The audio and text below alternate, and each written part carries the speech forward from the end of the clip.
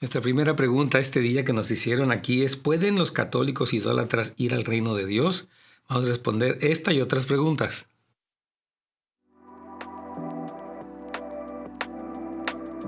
Bienvenidos a un episodio más de Consejos para Familias. Sabemos que Dios tiene el consejo y la respuesta que tú necesitas. Hola, ¿qué tal amigos? ¿Cómo están? Dios los bendiga. Un gusto tenerlos con nosotros en su programa Consejos para Familias. Hoy es día de preguntas y respuestas. Sé que a nuestra audiencia les gusta poder hacer las preguntas y tenemos aquí la Biblia como nuestro marco de referencia.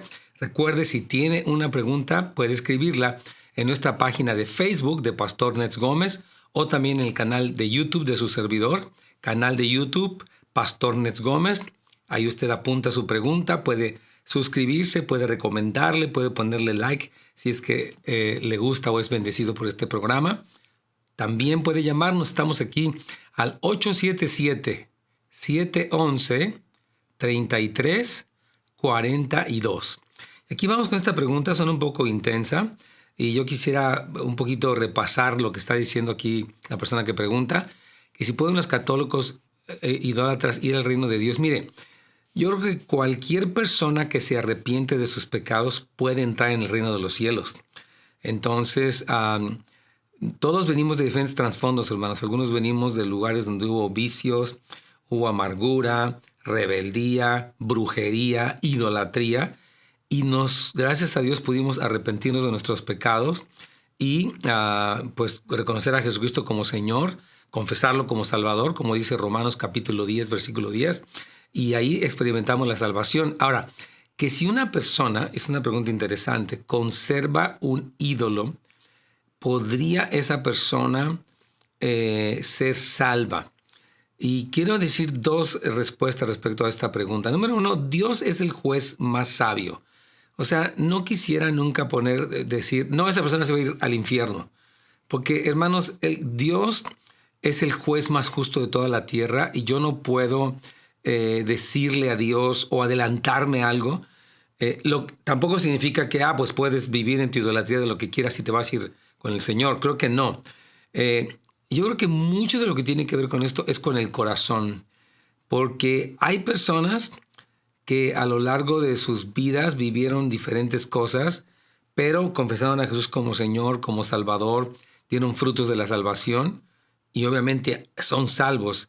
Que tienen que derribar ídolos, lo tienen que hacer. Por ejemplo, hay personas cuyo ídolo puede ser el éxito, puede ser la comida, el sexo, los videojuegos. O sea, los ídolos hay de muchas clases y tenemos que arrepentirnos porque la Biblia dice, precisamente el primero de los 10 mandamientos es: no tendrás dioses ajenos delante de mí, no te harás imagen de lo que hay en el cielo o en la tierra y no te postrarás ante ellas ni las adorarás. Entonces, los 10 mandamientos, uno de ellos, el primero, incluye esto.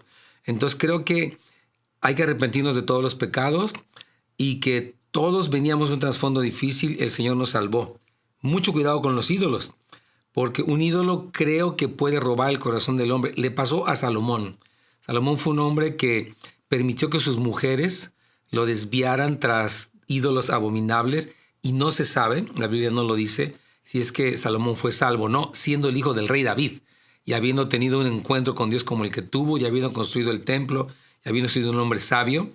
Se duda en algunos casos de los comentaristas de su salvación. Entonces, lo que yo digo, invitemos a todos a conocer a Jesucristo como Señor y Salvador, y todas las cosas, hermanos, que vinimos arrastrando de nuestras tradiciones anteriores, vamos a ir a la Escritura. ¿Qué le parece? ¿Qué dice la Biblia acerca de los santos, acerca de las vírgenes, acerca de las tradiciones, para apegarnos 100% a lo que la Biblia dice? No sea que un ídolo, el que sea, nos termine desviando por el camino perverso y terminemos donde no queremos terminar. Entonces, todo eso sería mi comentario. No se apresure para condenar y cuídese usted mismo de los ídolos. Vamos con la siguiente pregunta. Tengo una pregunta. En Hechos 22:12, Ananías, que oró por Pablo, ¿es el mismo que ordenó golpearlo en la boca en 23:2? No. Yo creo que uno de ellos, precisamente, vamos a irlo leyendo, ¿no? Y nos encantan las preguntas de la Biblia porque sé que, como les digo, cuando ustedes leen la Biblia, es una muy buena señal. y necesitamos ir a la Biblia, como dice precisamente, ver el contexto. Hechos 22, 12 dice lo siguiente: entonces uno llamado Ananías, varón piadoso, fíjese bien, según la ley, que tenía un buen testimonio de los judíos que allí moraban, vino a mí acercándose y me dijo: hermano Saulo, recibe la vista. Obviamente, aquí Pablo, en el capítulo 22, está testificando de lo que pasó en el capítulo 9, que es la conversión de Pablo. Entonces, este Ananías, que fue el que oró por él, que el Señor de hecho le manda y le dice: vas a ir a orar por este hombre que acaba de tener un encuentro conmigo. Ananías dice: de momento no, este hombre ha matado a mucha gente, pero Ananías obedece, ora por Pablo, caen las escamas de sus ojos. Tremenda cosa que usted sabe. Y en el 23 obviamente se refiere al ayudante del sumo sacerdote. En el 23:2 dice: el sumo sacerdote Ananías, perdón, del mismo sacerdote, ordenó entonces a los que estaban junto a él que le golpeasen. Por supuesto que no es el mismo Ananías. Es como hay muchos Josés, pero no todos los Josés son iguales, ¿verdad? Entonces, el Ananías que Pablo testifica en el capítulo 22 es el que él está narrando lo que ocurrió en el capítulo 9 y 10, todo lo que fue la conversión de Pablo. Y en el 22 es el sumo sacerdote. Es otro personaje completamente diferente, pero es con el mismo nombre. Pensé que era el ayudante, pero no, es el sumo sacerdote quien ordena golpear a Pablo de una manera injusta. Y ahí Pablo le dice: Dios te golpeará a ti. Y él dice: oye, Pablo, no hables así. Él es el sumo sacerdote. Y él dice: perdón, no sabía, etc. Entonces, no es el mismo, hermano querido. No está hablando de la misma persona, obviamente. Vamos a ir a la siguiente pregunta. Una pregunta: Daniel 9:26 habla de la destrucción del templo que Jesús profetizó en Mateo 24. Vamos a la escritura. Y nos encanta también nuevamente. Estuvimos hablando esta semana acerca precisamente de los últimos tiempos y hablamos precisamente de Daniel 9. Así que vamos a entrar directamente a la lectura del versículo que está mencionando aquí mi hermano, mi hermana. 9:26 dice lo siguiente: y después de las 70 semanas, después de las 72 semanas se quitará la vida a 62, discúlpeme. Después de las 62 semanas se quitará la vida al Mesías. Eso fue la primera venida de Cristo, obviamente, un hecho histórico, pero profetizado desde el tiempo por el profeta Daniel, como unos 500 años antes de Cristo, mas no por sí, o sea que se la va a quitar a alguien más, ¿verdad? Y el pueblo de un príncipe que ha de venir destruirá la ciudad y el santuario. Entendemos que la referencia de Daniel 9:26 es la destrucción de Jerusalén en el año 70. Repito, 9:26 es la destrucción del templo en el año 70 por Tito, este emperador romano. Dice: y su fin será con inundación, y hasta el fin de la guerra durarán las devastaciones. Entonces, no. La pregunta dice que habla de la destrucción del templo que Jesús profetizó en Mateo 24. Bueno, sí, discúlpeme. Ok, perdóneme, pero es importante que aclare esto. Al principio, en Mateo 24:1, dice la palabra que ellos le dicen a Jesús: mira este templo, y él le dice: no quedará piedra sobre piedra. Y sí es, discúlpeme. Es que pensé que se refería al templo del tiempo del anticristo, en lo que es precisamente este templo que se construye donde se reinician los sacrificios. Entonces, aclaro, para quedar todos bien. En Mateo 24, versículo 1 y 2, cuando los discípulos le muestran a Jesús el templo y él habla de la destrucción, es a lo que se refiere Daniel 9:26, que es la destrucción del templo. Precisamente después de la muerte de Jesucristo, vino este emperador romano en el año 70 y destruyó el templo. Efectivamente, sí es, hermano querido, esto que fue profetizado por Daniel 9:26. Muy bien. Bendiciones, pastor. ¿Puede explicar quién es la mujer embarazada de Apocalipsis 12, por favor? Claro que sí. Miren, esta mujer tiene unas características, según lo describe a Juan, muy particulares, y todos entendemos que esta mujer es Israel, es el remanente fiel. ¿Por qué decimos que esta mujer no es la Virgen María? Obviamente, porque para empezar, la Virgen María no fue perseguida, no huyó al desierto, el dragón no arrojó un río sobre de ella. Mire, la descripción primera, fíjese, dice en Apocalipsis 12:1, apareció en el cielo una gran señal, una mujer vestida del sol, con la luna debajo de sus pies y sobre su cabeza una corona de 2 estrellas. Esa mujer con las 2 estrellas representa, repito, el remanente fiel de Israel, y esas 2 estrellas son obviamente las 12 tribus. No es María, hermanos queridos. Dice, y estando encinta, o sea, estaba embarazada, clamaba con dolores de parto en la angustia del alumbramiento. También aconteció otra señal en el cielo. He aquí un dragón escarlata que tenía 7 cabezas y 10 cuernos, y en sus cabezas 7 diademas. Y su cola arrastraba la tercera parte de las estrellas del cielo. Aquí está hablando del Israel, repito, el remanente fiel. Después dice que esta mujer dio a luz a un hijo varón que reinará a las naciones. Ese hijo varón es Jesucristo. No habla de María. Hay muchas razones por las cuales ella no es María. Porque dice que la mujer huyó al desierto. María jamás huyó al desierto. Ella huyó a Egipto, pero no al desierto, donde tiene lugar preparado Dios, porque allí la sustenten por 1260 días.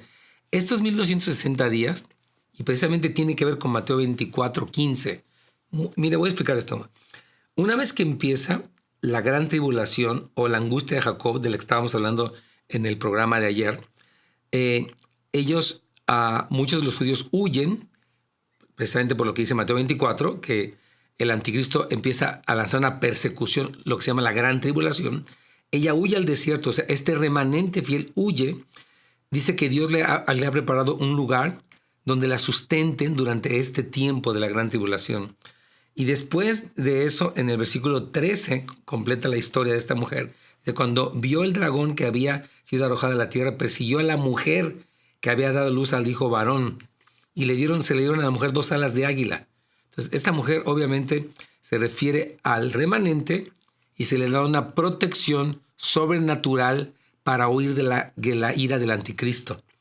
Entonces, esa es la mujer. Si usted estudia con detalle este capítulo, entiende que no se trata de la Virgen María o de Guadalupe o ninguna de las vírgenes. Se trata específicamente del remanente de Israel que eventualmente será perseguido. María no ha sido perseguida, no huyó al desierto, no la persiguió el dragón, nada de eso.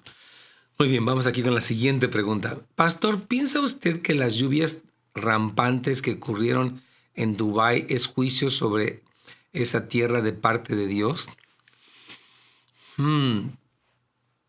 Es probable. Es probable que Dios, hermanos queridos, en su justicia, mande a cuestiones climáticas extremas como parte de un juicio. Sí puede ser. Muchas ocasiones, por ejemplo, vemos las plagas en Egipto y otras cosas más que fueron parte de un juicio, y muchas de lo que ocurre, por ejemplo, cuando Dios cierra los cielos. El mismo diluvio, por ejemplo, en el caso de Génesis, precisamente habla de un juicio de Dios sobre la humanidad. Entonces podría ser.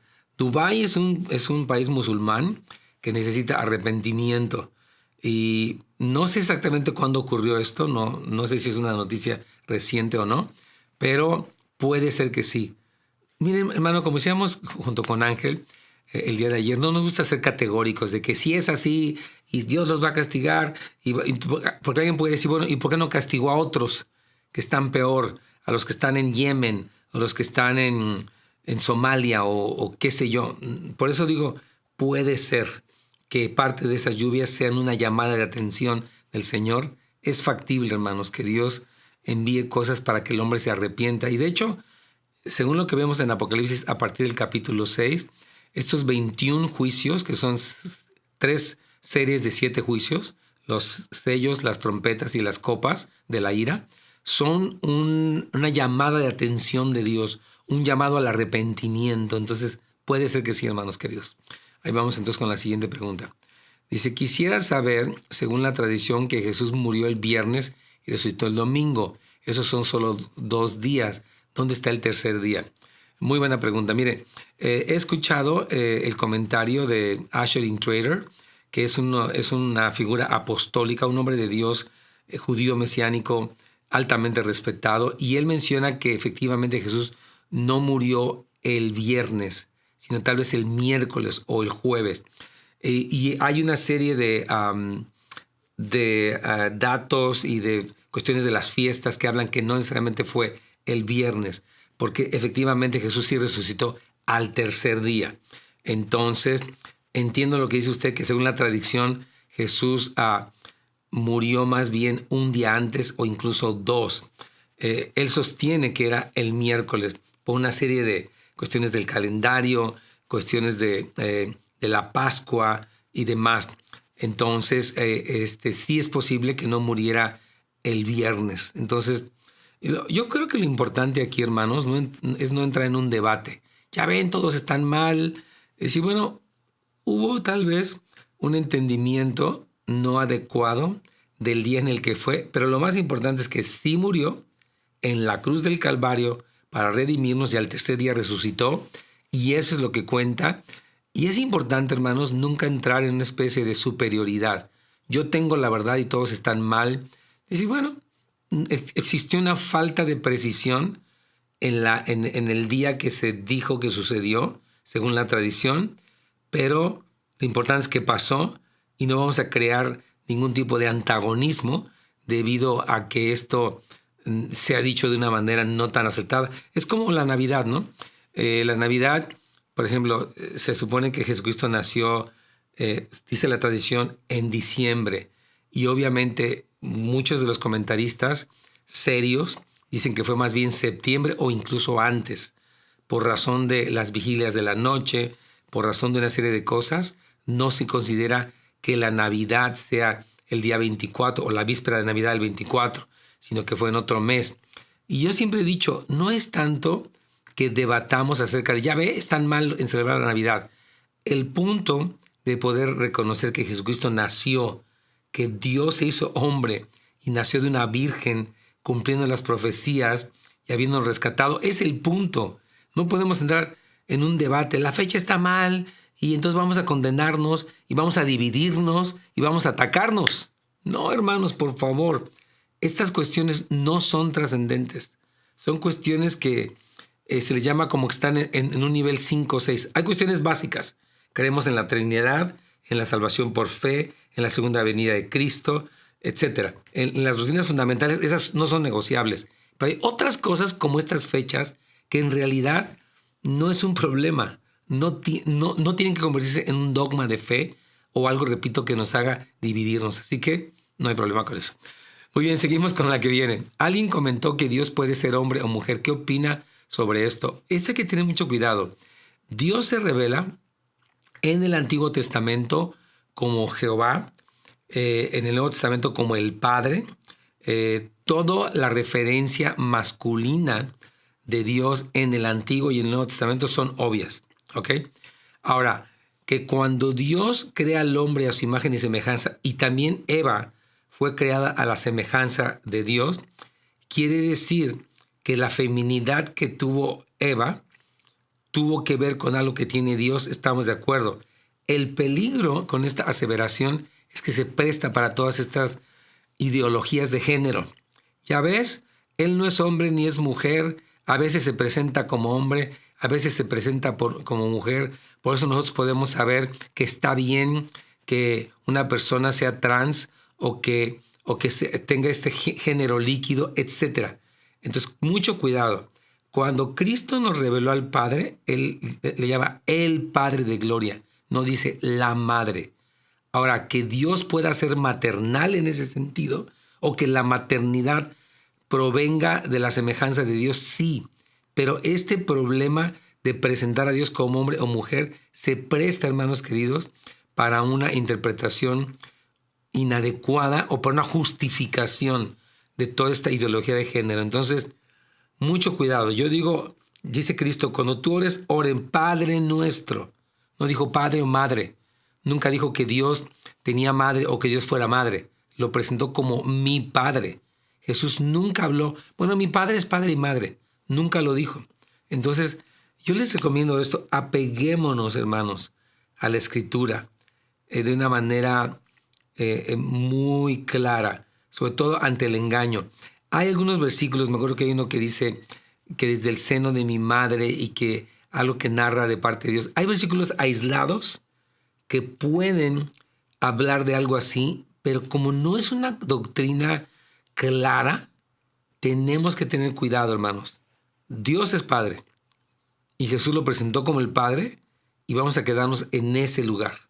Sin despreciar, obviamente, que la mujer también fue hecha a la semejanza de Dios en su aspecto de maternidad y feminidad, porque el Señor es el Padre, es el alfa y es la omega, es el principio de todas las cosas. Entonces, cuidado con eso.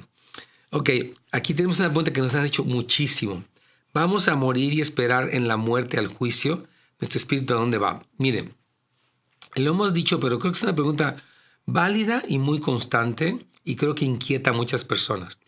Hay una idea, por ejemplo, entre los testigos de Jehová, que dice que nos vamos a quedar en la tumba, que vamos a quedar como dormidos ahí, y hacen referencia a unos versículos donde dice, duerme, se fue, dice, y durmió con sus padres.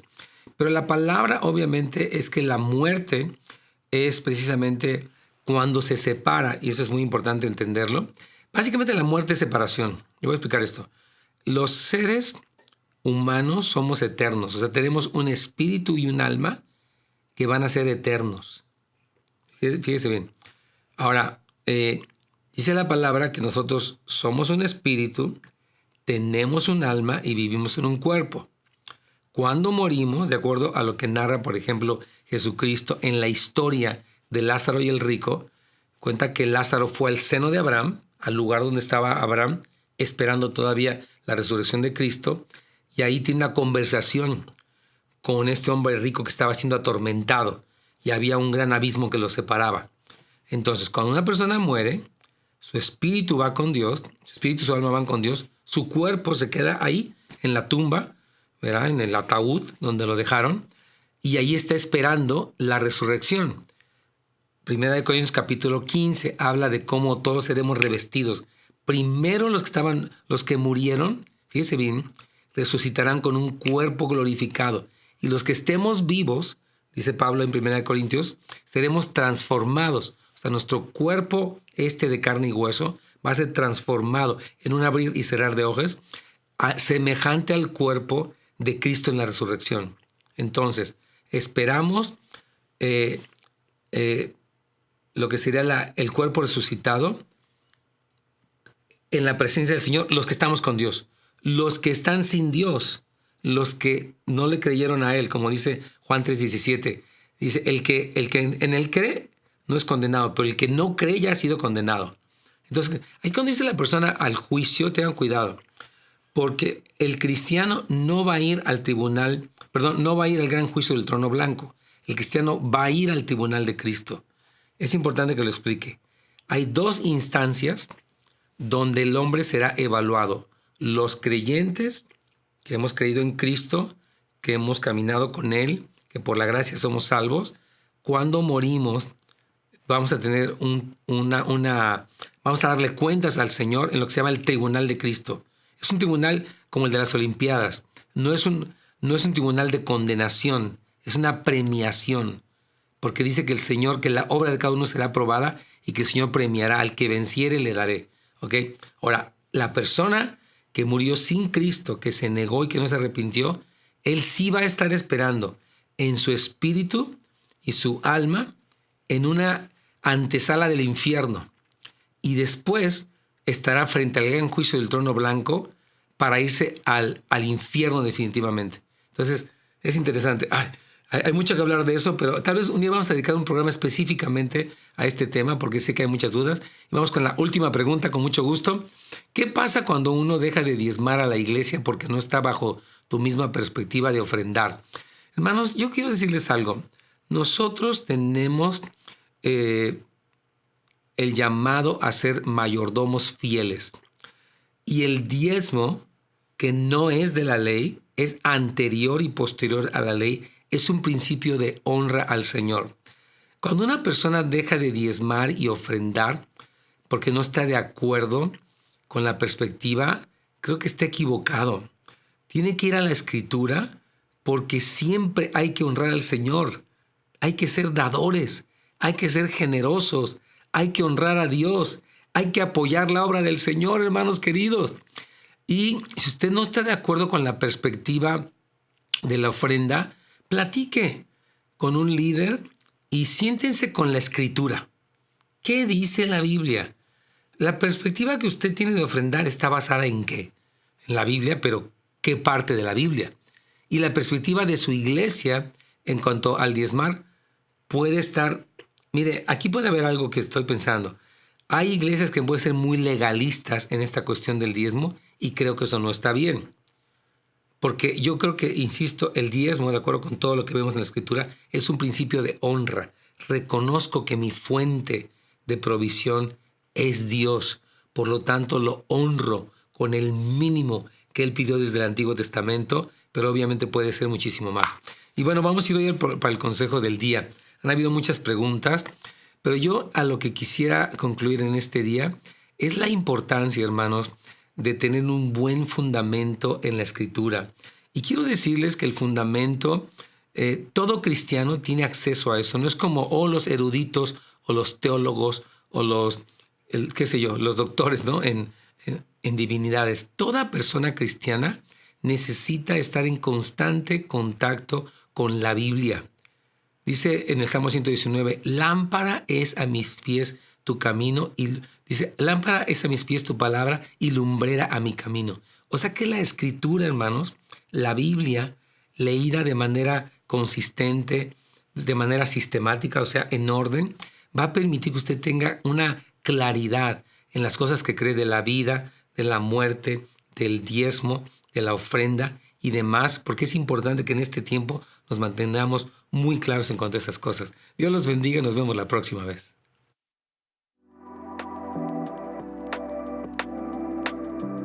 Muchas gracias por haber acompañado al Pastor Nets Gómez en un episodio más de Consejos para Familias. Será hasta la próxima.